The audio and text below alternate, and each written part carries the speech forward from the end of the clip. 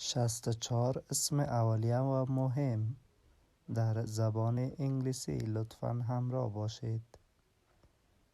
اسکول مدرسه، هاسپیتال بیمارستان، هوم منزل، هاوس خانه، فارم مرزعه، زو باغوش، شاپ فروشگاه، جیم باشگاه بدنسازی، کیف کافه، تمپل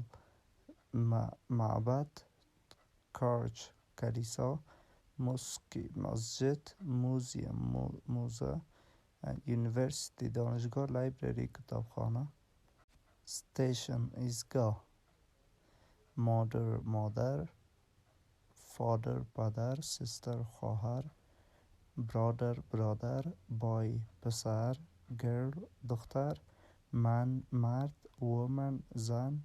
استودنت شاگرد، تیچر معلم، دکتر، فارمر کشاورز، نرس پرستار، فرند دوست، کسن بچه های خاله و عمه، نیبر همسایه، سند شن،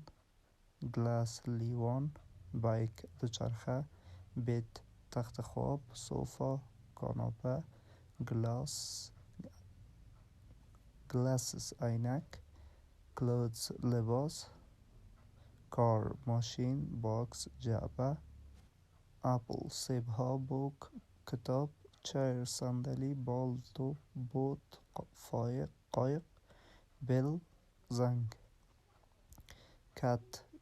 گربه، داگ سگ، هورس اسب، مونکی میمون، کرپ خرچنگ،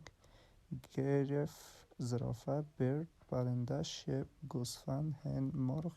الیفنت فیل، روستر خروس، باد خفاش، فش ماهی، وال لیون شیر، تایگر هم ببر. تشکر دوستان، چینل ما رو سابسکرایب کنید.